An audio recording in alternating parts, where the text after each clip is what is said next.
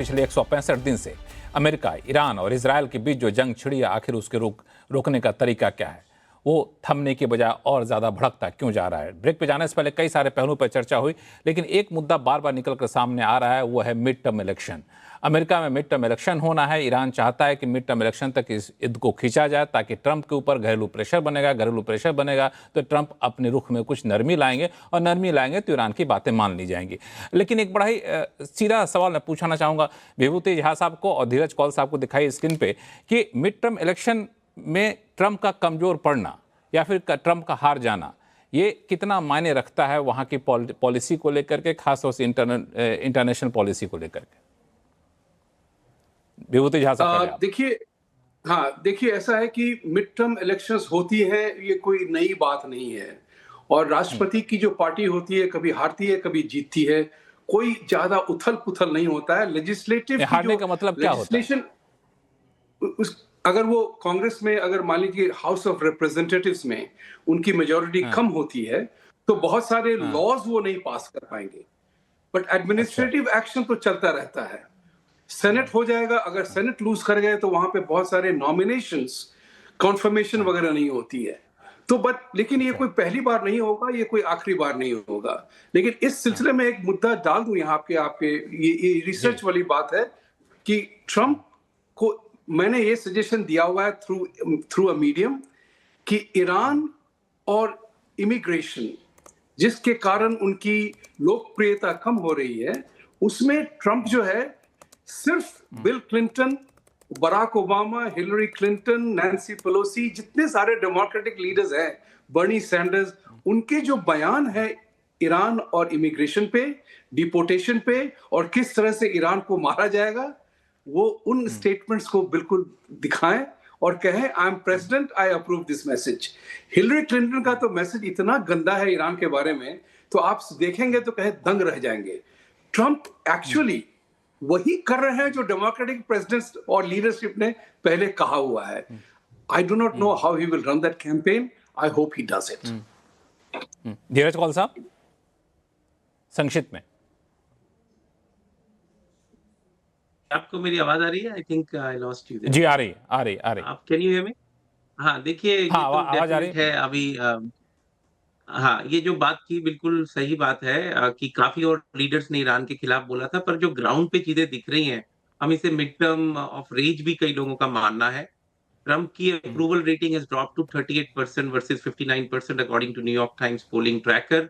Historically अगर बोलें तो इस टर्म के अंदर सबसे लोअर अप्रूवल रेटिंग है, लेकिन मैं इस बात को नहीं एक्यूरेटली ट्रांसलेटिंग टू पोल्स नहीं मानता, क्योंकि जो अभी मिस्टर झा ने बात बोली वो काफी स्ट्रॉन्ग रेजोनेट करती है।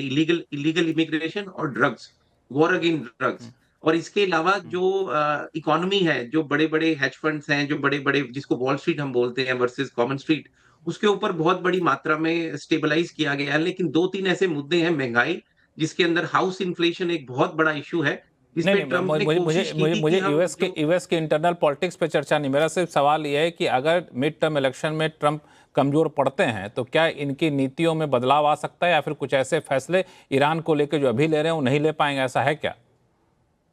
मुझे नहीं लगता कि उनकी स्टैंड के अंदर टुवर्ड्स ईरान, खासतौर पे आईआरजीसी न्यूक्लियर, और जो वो इजराइल को बार बार थ्रेट देते हैं कि इजराइल को हटा देंगे, इस पे कोई भी अमेरिकन पॉलिटिशियन मुझे नहीं लगता वेव करेगा।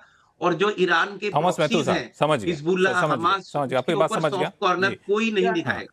समय कम, इसलिए बीच में रोक रहा हूं आपको। थॉमस मेहतू साहब, हाँ बोलिए। लक्ष्मण जी, एक पॉइंट मैं रेस करना चाह रहा हूं।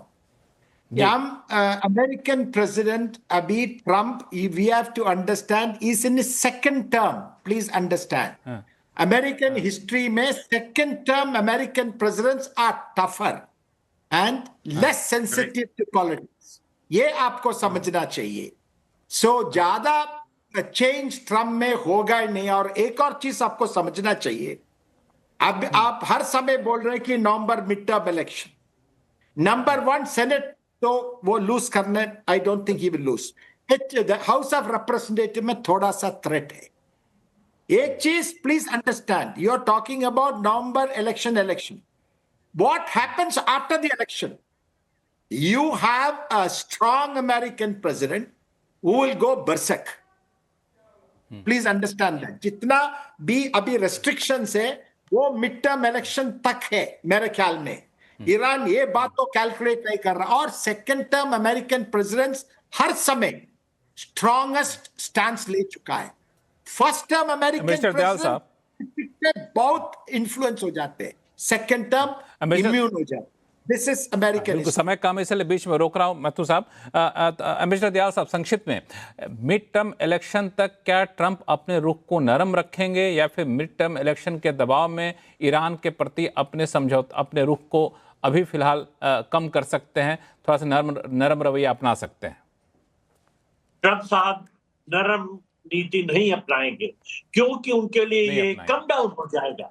ट्रंप साहब तो हमेशा ये दिखाते आए हैं कि वो जो कर रहे हैं वो सही है, और अगर वो अपनी नीति में नरमी दिखाते हैं और किसी तरह से ईरान को ज्यादा कंसेशन देते हैं, जितना वो दे रहे थे उससे अगर ज्यादा देते हैं, तो फिर वो उसे लगने लगेगा कि वो शायद हार मानने लगे, घुटने टेकने लगे। ट्रंप साहब कभी ऐसा नहीं कर सकते।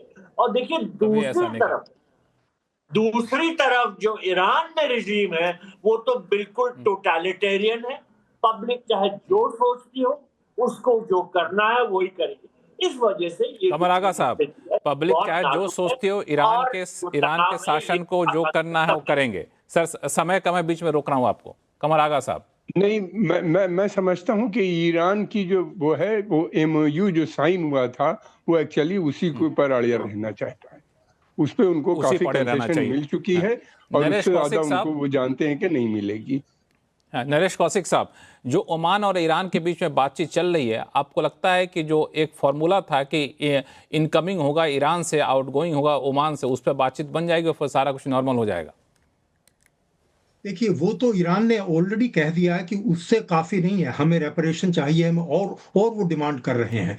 लेकिन मुझे ऐसा लग रहा है कि अगर ट्रंप मध्यावधि चुनाव में अगर कांग्रेस भी हार जाते हैं तो उनके लिए बहुत मुश्किल होगा, क्योंकि वो अपनी ईरान की इस नीति को लागू नहीं करा पाएंगे और बहुत सारी चीजें नहीं कर पाएंगे। और इसके अलावा मिड टर्म इलेक्शन होगा तो हम लोग इस चर्चा को फिर से करेंगे। आप लोग काफी एक्सपर्ट हैं, लेकिन शो का समय बिल्कुल खत्म हो चुका है, इसलिए आप सही मेहमानों को बीच में मैंने रोका, इसके लिए माफी चाहता हूं। और आप लोगों ने अपना कीमती समय निकाला, इसके लिए बहुत बहुत धन्यवाद। आवाज अड्डा में फिलहाल इतना ही। देखते रहिए CNBC आवाज। नमस्कार।